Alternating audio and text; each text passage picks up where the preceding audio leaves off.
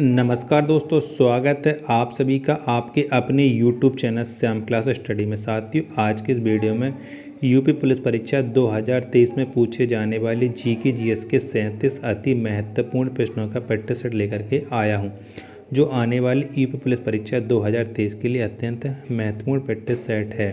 तो साथियों, आज के प्रैक्टिस सेट को पूरा करिएगा। प्रैक्टिस सेट को पूरा करने के बाद आपको अपना स्कोर कमेंट बॉक्स में बताना है कि आपने हमारे इस प्रैक्टिस सेट में कितने प्रश्न सही के। साथ में ये भी बताना है कि आप हमारी वीडियो यूपी के किस जनपद से देख रहे हो।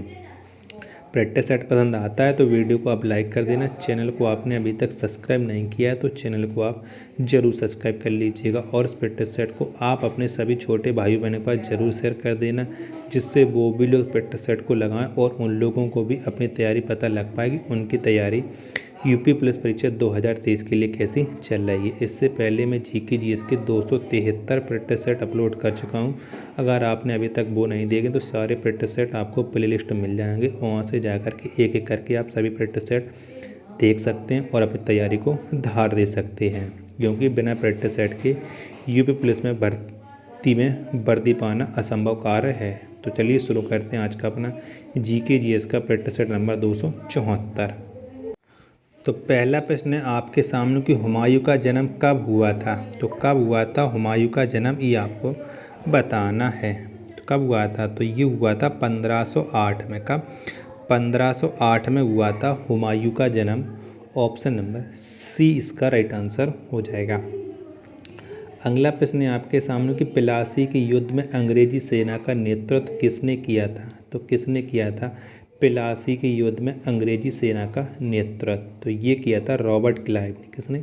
और रॉबर्ट क्लाइव ने प्लासी के युद्ध में अंग्रेजी सेना का नेतृत्व। ऑप्शन नंबर बी इसका राइट आंसर हो जाएगा। अगला प्रश्न है आपके सामने गौतम बुद्ध का जन्म कहाँ हुआ था। तो कहाँ पर हुआ था गौतम बुद्ध का जन्म, ये आपको बताना है। तो ये हुआ था लुम्बिनी में। कहाँ पर? लुम्बिनी में हुआ था गौतम बुद्ध का जन्म। ऑप्शन नंबर सी इसका राइट आंसर हो जाएगा। अगला प्रश्न है आपके सामने कि भारत के किस राज्य में सबसे कम लिंगानुपात है। तो कौन से राज्य में सबसे कम लिंगानुपात है, ये आपको बताना है। तो ये है हरियाणा राज्य में। किस में? हरियाणा राज्य में है सबसे कम लिंगानुपात। ऑप्शन नंबर डी इसका राइट आंसर हो जाएगा। अगला प्रश्न है आपके सामने कि शिक्षा का मौलिक अधिकार किस संविधान संशोधन द्वारा पारित किया गया। तो कौन से संविधान संशोधन के द्वारा शिक्षा का मौलिक अधिकार, तो ये हुआ था 86वां संविधान संशोधन के द्वारा। ऑप्शन नंबर सी इसका राइट आंसर हो जाएगा। अगला प्रश्न है आपके सामने कि भारत में शेरों के लिए एकमात्र राष्ट्रीय उद्यान कौन है। तो कौन सा है भारत में शेरों के लिए एकमात्र राष्ट्रीय उद्यान? तो ये है गिर। कौन सा? गिर राष्ट्रीय उद्यान है, ये शेरों के लिए प्रसिद्ध है और ये है गुजरात राज्य में। ऑप्शन नंबर बी इसका राइट आंसर हो जाएगा। अगला प्रश्न है आपके सामने कि गुरुत्वाकर्षण का नियम किसने दिया। तो किसने दिया था गुरुत्वाकर्षण का नियम, ये आपको बताना है। तो ये दिया था न्यूटन ने। किसने? न्यूटन ने दिया था गुरुत्वाकर्षण का नियम। ऑप्शन नंबर सी इसका राइट आंसर हो जाएगा। अगला प्रश्न है आपके सामने कि ईस्ट इंडिया कंपनी की स्थापना किस मुगल शासक के शासनकाल में हुआ।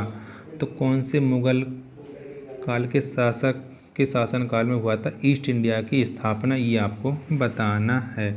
तो ये हुई थी अकबर के शासनकाल में ईस्ट इंडिया की स्थापना। ऑप्शन नंबर डी इसका राइट आंसर हो जाएगा। अगला प्रश्न है आपके सामने कि भारत की आज़ादी के बाद भारत में कितनी बार वित्तीय आपात लगा है। तो कितनी बार लग चुका है भारत में अभी तक वित्तीय आपातकाल? तो एक भी बार भी नहीं लगा है भारत में वित्तीय आपातकाल। ऑप्शन नंबर डी इसका राइट आंसर हो जाएगा। आमिर खुसरो किस सुल्तान के दरबारी कवि थे। तो कौन से सुल्तान के दरबार में रहते थे आमिर खुसरो, ये आपको बताना है। तो ये रहते थे अलाउद्दीन खिलजी के दरबार में Amir Khusro. Option number C इसका राइट आंसर हो जाएगा।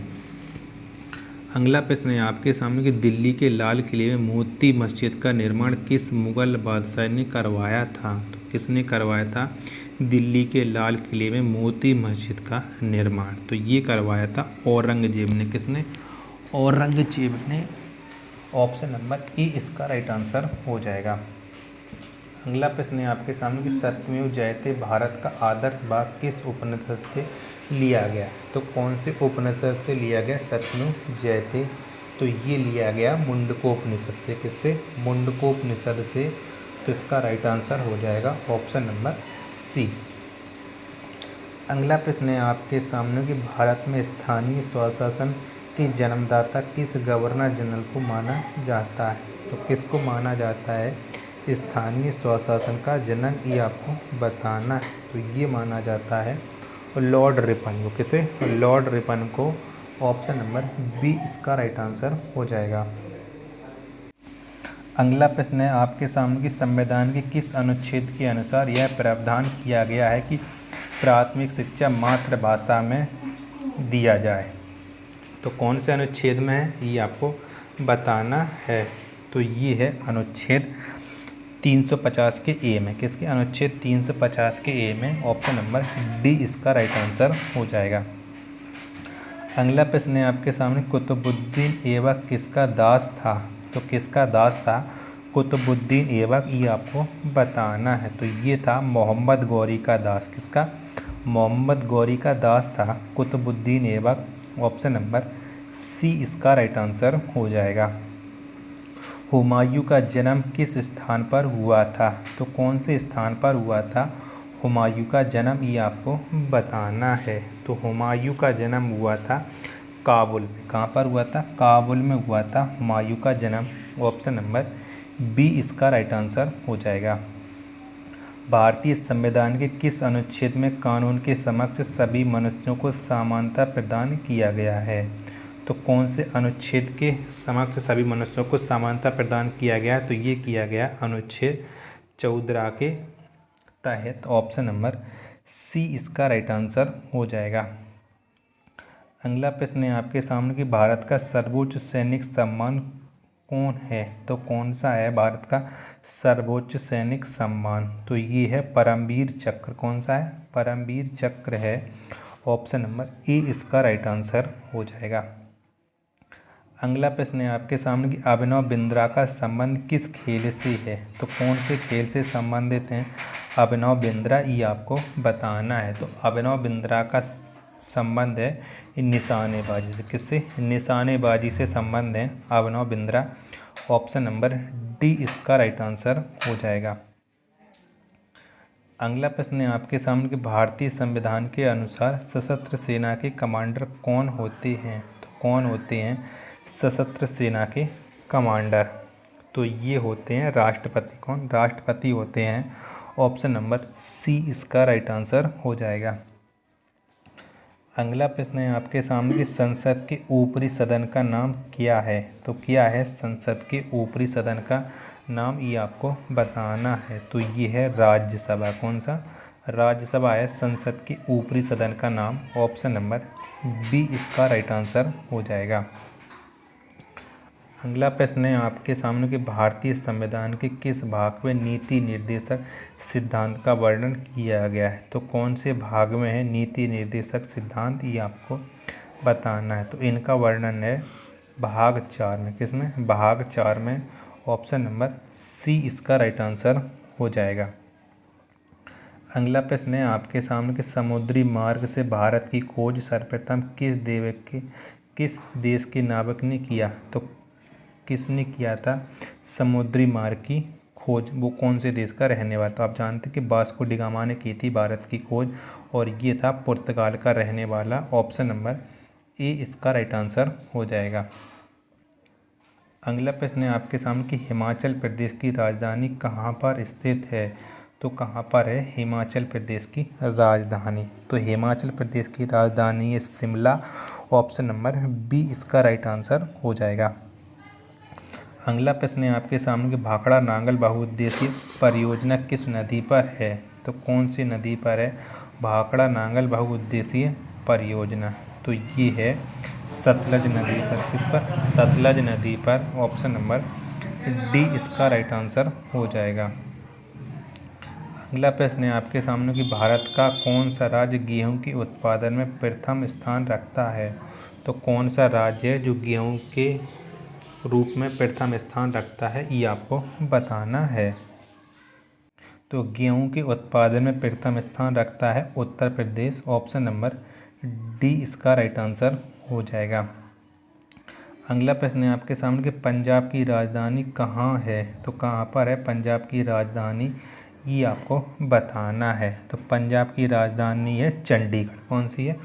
चंडीगढ़ है पंजाब की राजधानी। ऑप्शन नंबर सी इसका राइट आंसर हो जाएगा। अगला प्रश्न है आपके सामने कि पंजाब राज्य का उच्च न्यायालय किस शहर में स्थित है? तो कौन से शहर में है पंजाब राज्य का उच्च न्यायालय? तो ये है चंडीगढ़ में। कहाँ पर? चंडीगढ़ में। ऑप्शन नंबर बी इसका राइट आंसर हो जाएगा। अगला प्रश्न है आपके सामने कि पंजाब राज्य दिवस किस दिन मनाया जाता है? तो कब मनाया जाता है पंजाब राज्य दिवस? तो ये मनाया जाता है 1 नवंबर का। 1 नवंबर को पंजाब राज्य दिवस। ऑप्शन नंबर डी इसका राइट आंसर हो जाएगा। अगला प्रश्न है आपके सामने आनुवांशिकता के नियम की खोज किसके द्वारा की गई? तो किसके द्वारा की गई थी आनुवांशिकता के नियम की खोज? तो इस नियम की खोज की थी ग्रेगरी मेंडल ने। किसने? ग्रेगरी मेंडल ने। ऑप्शन नंबर ए इसका राइट आंसर हो जाएगा। अगला प्रश्न है आपके सामने कि रक्त में लोहे की कमी से कौन सा रोग होता है? तो कौन सा रोग होता है रक्त में लोहे की कमी से? तो ये होता है एनीमिया रोग। कौन सा? एनीमिया रोग होता है रक्त में लोहे की कमी से। ऑप्शन नंबर सी इसका राइट आंसर हो जाएगा। भगत सिंह द्वारा सेंट्रल असेंबली में कब बम फेंका गया था? तो कब बम फेंका था भगत सिंह ने सेंट्रल असेंबली में बम? तो ये फेंका था 8 अप्रैल 1929 में। कब? 8 अप्रैल 1929 में। ऑप्शन नंबर बी इसका राइट आंसर हो जाएगा। अगला प्रश्न है आपके सामने कि बेकिंग सोडा का रासायनिक नाम क्या है? तो क्या है बेकिंग सोडा का रासायनिक नाम? तो इसका रासायनिक नाम है सोडियम बाइकार्बोनेट। कौन सा? सोडियम बाइकार्बोनेट है बेकिंग सोडा का रासायनिक नाम। ऑप्शन नंबर डी इसका राइट आंसर हो जाएगा। अगला प्रश्न है आपके सामने कि पानी का अधिकतम घनत्व कितने डिग्री सेल्सियस पर होता है? तो कितने डिग्री सेल्सियस पर होता है पानी का अधिकतम घनत्व? तो ये होता है 4 डिग्री सेल्सियस पर। का 4 डिग्री सेल्सियस पर। ऑप्शन नंबर ए इसका राइट आंसर हो जाएगा। अगला प्रश्न है आपके सामने कि दक्षिण भारतीय मंदिर की वास्तुकला की मुख्य विशेषता क्या है? तो क्या है दक्षिण भारतीय मंदिर की वास्तुकला की मुख्य विशेषता? तो ये है गोपुरम। कौन सी है? गोपुरम है। ऑप्शन नंबर सी इसका राइट आंसर हो जाएगा। कलिंग युद्ध कब हुआ था? तो कब हुआ था कलिंग युद्ध, ये आपको बताना है। तो कलिंग युद्ध हुआ था 261 ईस्वी पूर्व का। 261 ईस्वी पूर्व हुआ था कलिंग युद्ध। ऑप्शन नंबर बी इसका राइट आंसर हो जाएगा। लास्ट प्रश्न है आज के इस पेट्टा सेट का कि चांद बीबी किस राज्य की शासका थी? तो कौन से राज्य की शासका थी चांद बीबी, ये आपको बताना है। तो ये थी अहमदनगर की। इसकी अहमदनगर की शासका थी चांद बीबी। ऑप्शन नंबर डी इसका राइट आंसर हो जाएगा। तो अब आप बताइए आपने हमारे 37 प्रश्नों के प्रैक्टिस सेट में कितने प्रश्न हैं जो सही किए हैं और आपको ये प्रैक्टिस सेट कैसा लगा? प्रैक्टिस सेट पसंद आया हो तो वीडियो को आप लाइक कर देना।